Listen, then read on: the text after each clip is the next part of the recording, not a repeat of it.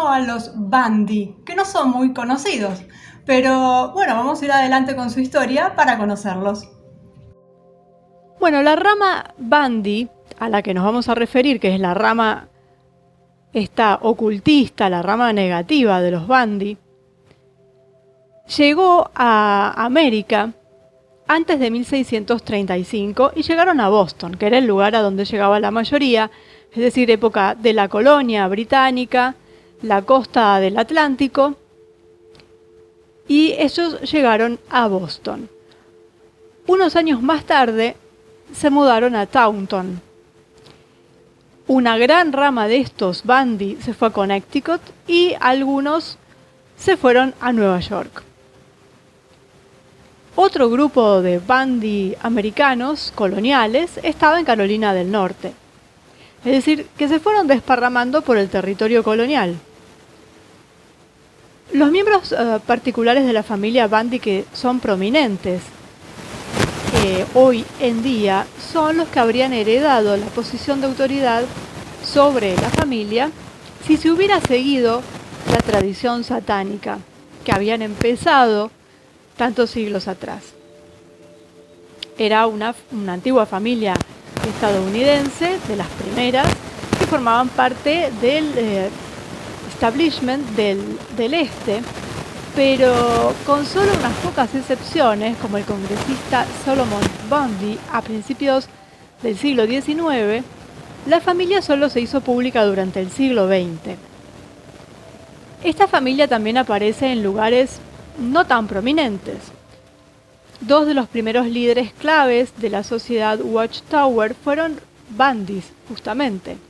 Fueron Walter Bundy, que acompañó a Charles Taze Russell a Gran Bretaña en su viaje en el año 1909, Russell, otro apellido de este círculo, y el otro era Edwin Bundy, que trabajó en la sede de Bethel a principios del siglo y viajó por todos Estados Unidos justamente para esta sociedad Watchtower entre el año 1906 y 1910. Y vamos a ver el caso de los conocidos, es decir, de los poderosos, de los que llama la atención algo de lo que hicieron o en dónde estaban metidos, de lo que era esta familia Bundy. Y tenemos a Eric Bundy, que fue puesto a cargo de Howard Hughes por la familia Onassis. Eugene Bundy, que fue abogado y juez. Estamos hablando que esto sucedió entre 1889 y 1896. Fue vicepresidente y director central del Trust and Saving Company, con unos lazos bancarios, también con el Industrial Company, socio de Bundy & Jones, presidente del Comité Central del Estado Republicano en 1898 y el año 1900. Estaba dentro de la Orden de los Hombres Rojos, la Orden de los Elks, los Caballeros de Pythias. Bueno, estaba en un montón de logias, como siempre. Después tenemos a Frederick McGeorge Bundy, que pertenecía a Skull and Bone y tuvo un cargo en la Consejería del Atlántico Norte. Después tenemos a Harriet Lowell Bundy, que se casó con Gasper Dandelot Belling, miembro de Skull and Bones, iniciado en el año 1939 junto con el hermano de Harriet.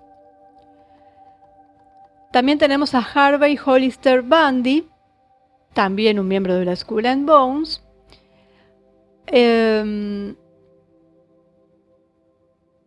asistente legal del juez Oliver Wendell Holmes, que fue un hombre clave del Pentágono, también en el proyecto Manhattan. Trabajó en Panama Railway Company, en la zona del canal, justamente. Estaba dentro de lo que era el Fideicomiso de Propiedad Personal de Boston. Fue el director de la Caja de Ahorros de Boston, 5 Cent. El director del State Street y Union Trust Companies. el director de Comerciantes de Nueva Inglaterra, el director de Bradley Company. En 1952 se convirtió en presidente de Carnegie Endowment for International Peace.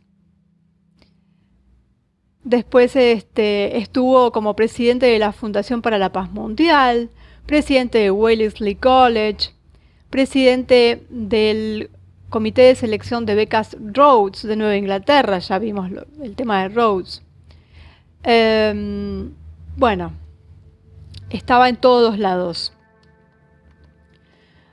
Harry Bundy era masón, satanista. Estaba dentro del CFR también. Después tenemos a Herbie Hollister Bundy Jr., banquero, también metido dentro de muchísimas sociedades secretas, sobre todo en Yale. Después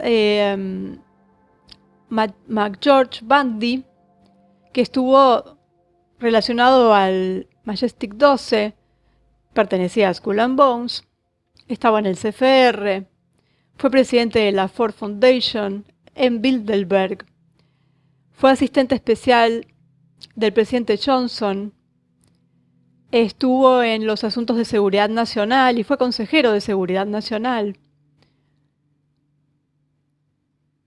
Después tenemos a William Putnam Bundy, también miembro de la Skull and Bones, del CFR, de la CIA. Fue editor de Foreign Affairs del CFR, miembro del Comité Directivo Permanente de Bilderberg. Perteneció al Estado de Asuntos del Lejano Oriente. Esto estamos hablando de la década del 60 ya. Perteneció al staff de los directores de la Comisión Presidencial sobre Metas Nacionales. Estuvo en el MIT.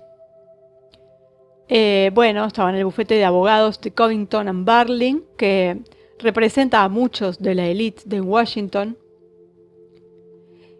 Otros Bundy que se destacan, tenemos a Charles Alan Bundy, que fue ejecutivo de la fundación, gerente de varias empresas también, de la Fundación Springs, de la Close Foundation,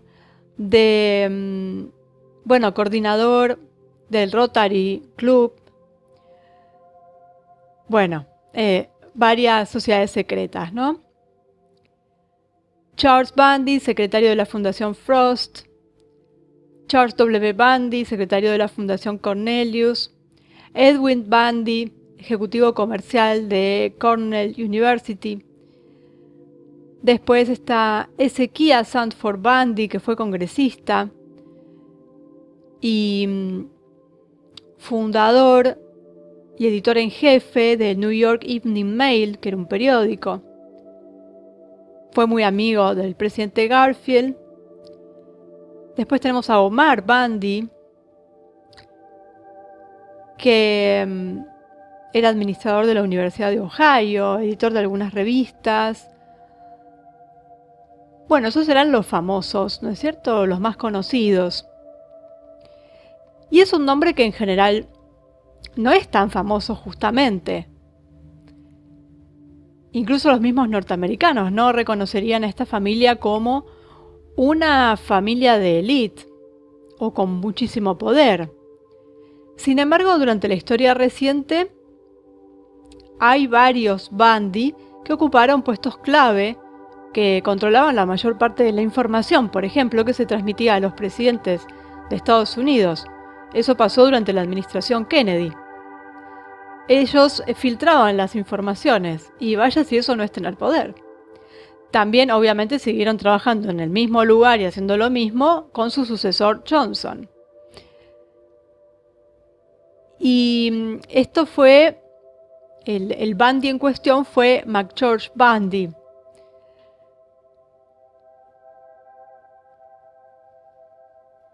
Y el hermano tenía un puesto clave en el Departamento de Estado. Y también eran hermanos, no solo de sangre, sino que eran hermanos, entre comillas, fraternales, de la orden de Skull and Bones, que tiene digamos, es como una subsidiaria de los Illuminati. Curiosamente, Jonas Milt Bundy fue un asesor clave del presidente Grant, por ejemplo, del presidente Garfield, del presidente Arthur, es decir, estamos hablando de siglo XIX, o sea, ya venían siendo asesores y estando dentro del círculo más cercano a los presidentes casi desde el inicio. Pero pasaron siempre muy desapercibidos. Y los más cercanos en el tiempo, como McGeorge Bundy y su hermano William, que estaban dentro del Departamento de Estado, también ocuparon importantes cargos en el CFR y en el Club Bilderberg, como vimos, además de otros Bundy que estaban exactamente ocupando los mismos lugares. Entonces, además, tengamos en cuenta que si McGeorge Bundy se sentó en el Majestic 12, imaginemos, en ese famoso consejo de hombres sabios, digamos, el poder que realmente tienen. Hubo Bundys, especialmente Harvey Bundy, se convirtió en asistente especial del secretario de guerra durante la Segunda Guerra Mundial. O sea, no son puestos de chiste, realmente son puestos muy importantes y que hacen a la historia de la humanidad, a mover y a manipular hechos importantísimos de la historia del mundo. Además, este mismo Harvey fue asistente legal especial del secretario de Estado y también estuvo en la tesorería de Estados Unidos. Entonces, realmente estuvo en el lugar del verdadero poder. Porque los consejeros que tienen los presidentes son los que manipulan a los propios presidentes.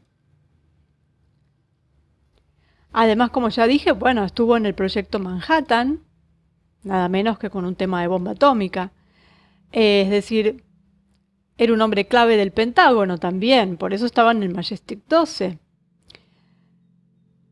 Estaba moviendo los hilos de todo. En particular Harvey Bundy del que estamos hablando, pero ya vimos cómo los otros Bundy desde principios de la historia de Estados Unidos estuvieron manejando todo, como que fueron heredando puestos, podríamos decir. Y hay una historia interesante con el hermano de Harvey, William Bundy, que empezó su carrera en 1947 trabajando para Covington & Burling, que era un bufete de abogados que representa a muchos de los miembros de la élite en Washington. Y a través de esta sociedad de abogados se creó un movimiento político, el movimiento de izquierda, podríamos decir, en Estados Unidos. Y esto pasó a través de este bufete que sirvió como excusa. Esto está en el libro de Anthony Sutton, llamado America's Secret Establishment: An Introduction to the Order of Skull. Y bueno, él estaba ahí, William Bundy. Empezó también a trabajar para la CIA en ese momento, en el año 47, y en el año 51 dejó el bufete de abogados para comenzar a trabajar abiertamente para la CIA como analista, y luego como asistente del subdirector de la CIA.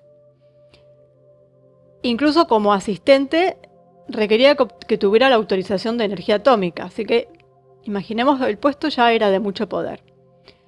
En el año 53 tenemos a Joe McCarthy, que fue muy famoso, que se hizo famoso, digamos, por esa cacería de comunistas, pero eso es lo que nos contaron, como siempre.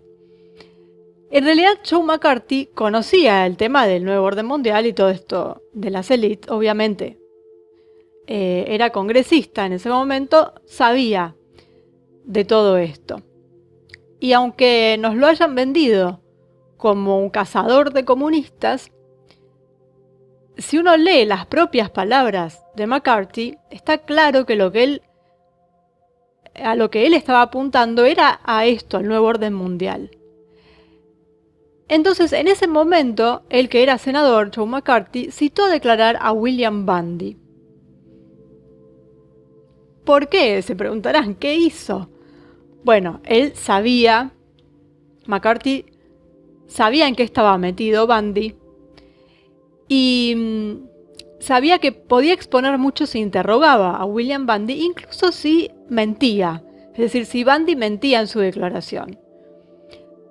La excusa para obtener la citación fue el hecho de que William había donado al menos unos $500 para ayudar al espía comunista Hiss, de apellido Hiss, a defenderse, porque lo habían encontrado infraganti, digamos, y William lo había ayudado. Entonces, el hermano de Hiss, Donald, trabajaba para Covington and Burling, este bufete de abogados, cuando William estaba trabajando ahí también. Y por eso que decía que este bufete servía para introducir esto de la izquierda en Estados Unidos. Funcionaban a partir de ahí, querían crear el partido. Bueno,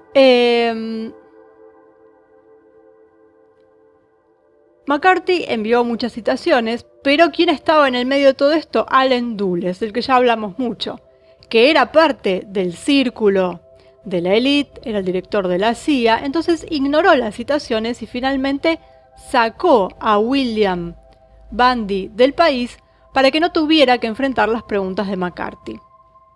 El Departamento de Estado iba a arrestar a William Bundy en el muelle mientras intentaba escapar en el Queen Mary, pero Allen Dulles logró que el Departamento de Estado cancelara el arresto y William Bundy zarpó y se fue. McCarthy le escribió a Allen Dulles y dijo: tomo nota de su negativa a darnos respuestas a nuestras preguntas. Esto es muy revelador.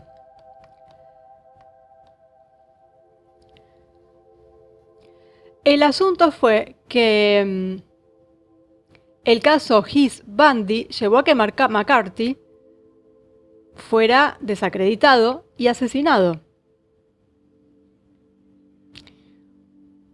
Porque además ya sabemos que Allen Dulles hacía eso. ¿Por qué? Porque pertenecía al grupo que pertenecía a la camarilla y McCarthy se estaba metiendo con ellos. Y siempre nos mintieron con esto de las izquierdas y las derechas, porque otro que lo ponen como héroe anticomunista y que en realidad era socialista y lacayo del CFR era Richard Nixon. Y se le dio un crédito falso por condenar a Hiss. Construyó una imagen pública falsa como un cruzado anticomunista. Pero en realidad no hizo, esto fue para la prensa obviamente, y para el qué dirán, pero en realidad no hizo un trabajo real para condenar a Hiss. Era simplemente para quedar como otro cazador de comunistas. De hecho, más tarde, protegido por esa máscara anticomunista, Nixon reconoce a la China Roja, entre otras muchas cosas, y otros actos procomunistas. O sea que ahí vemos cómo una familia de la que nunca habíamos oído hablar, porque la familia Bundy no es famosa, cómo están metidos en los principales eventos de la historia, cómo torcieron la historia, y ahí tenemos cómo, analizando un poco en dónde estuvieron metidos, podemos entender muchas cosas y darnos cuenta la manipulación que hubo con McCarthy, con Nixon, en donde lo que nos contaron no fue así, donde McCarthy sabía contra qué iba, que no es lo que nos vendieron, donde Nixon estaba disfrazado de anticomunista cuando en realidad era socialista, y los Bundy siempre ahí, siempre pegaditos, siempre moviendo todo y siempre saliendo indemnes, porque se van ayudando entre ellos, como siempre, estos círculos cerrados y secretos se ayudan entre ellos, son hermanos, por eso se llaman entre sí hermanos. y se las van arreglando para hacer las cosas y quedar impunes. A todo esto hay que agregar, por supuesto, que la mayoría de estos señores son satanistas, eran satanistas. Y también hay una implicancia con la mafia, porque tanto la CIA como todos los think tanks, las organizaciones, están controladas por estas familias, la mafia incluida. Y eso lo vamos a ver cuando lleguemos a alguna de las familias encargadas de esto, porque cada familia es como que tiene una rama o un ámbito en el cual se desarrolla su actividad. Y una de las familias en particular, que es la Onassis, es la que maneja la parte de la mafia. La mafia que le llaman italiana en Estados Unidos, pero en realidad es porque quienes actúan, a quienes ponen como el supuesto capo, son italianos porque tienen relación con la mafia que proviene de Italia. Pero los que los dirigen son estas familias. Y esto no es una cuestión que suceda solamente en Estados Unidos. La mafia es algo que se originó en su momento como una fuerza de choque dentro de lo que eran el reino de las dos Sicilias, en donde estaban los Borbones italianos, que fueron sacados del poder por los masones, encabezados por Cavour, por Mazzini, por Garibaldi, que invadieron el sur e impusieron otra dinastía que gobernara una Italia unificada. Y esto que después se llamó mafia eran grupos que podríamos decirles de guerrilla o de mercenarios que eran del lugar y que se dedicaban a hacer estragos, a implosionar, digamos, el reino de las dos Sicilias, y que después tuvieron que ser administrados por estas propias logias, porque ya no los podían erradicar. Una vez que los habían creado, es como todo, es como lo mismo han hecho en Oriente Medio. Crean los grupos que siembran el terror por ahí, y después hay que aguantarlos, esos grupos, si se quieren independizar o quieren trabajar por su cuenta propia. Entonces, ¿qué hicieron? Bueno, los siguieron utilizando, les siguieron dando garantías y ellos siguieron respondiendo a estas logias y a estas familias, miembros de estas logias. Cuando se trasladan a Estados Unidos, la cosa sigue igual. Así que bueno, para volver a los Bundy, estas de las familias menos conocidas, y a lo que se dedicaron fue a estar dentro del gobierno, muy cercanos a los presidentes, moviendo los hilos, pasando la información que querían a los propios presidentes y haciendo crecer y favoreciendo el desarrollo del nuevo orden que es de izquierda, en el sentido de que si bien no existen izquierdas y derechas, sabemos que, como lo dice la Agenda 2030, no tendrás nada pero serás feliz, y eso es un sistema al que normalmente llamamos comunista. Es decir, que ellos básicamente, la tendencia que tienen es esa. Y si nos fijamos, y como ya lo dije en todos los videos, no existen izquierdas y derechas, porque la derecha fue hecha para englobar a quienes no están de acuerdo con lo que se llama izquierda.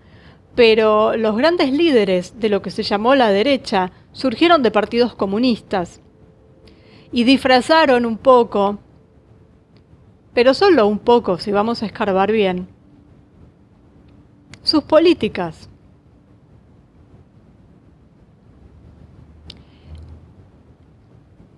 Lo que pasa es que lo que ahora quieren es que sea abiertamente algo de corte comunista. Hicieron ya su experimento en lo que fue la Unión Soviética. Y ahora vemos cómo se está expandiendo por todos lados. América Latina, Europa. Así que, bueno, dejamos a los Bundy, vamos a pasar a la próxima familia en el próximo video. Bueno, ahí estaba, ¿no? Están un poquito ocultos. No son muy famosos a nivel mediático, digamos. Es un apellido que casi pasa totalmente desapercibido. Pero bueno, ahí están. Y ya los conocimos. Así que seguimos avanzando en esta lista de apellidos.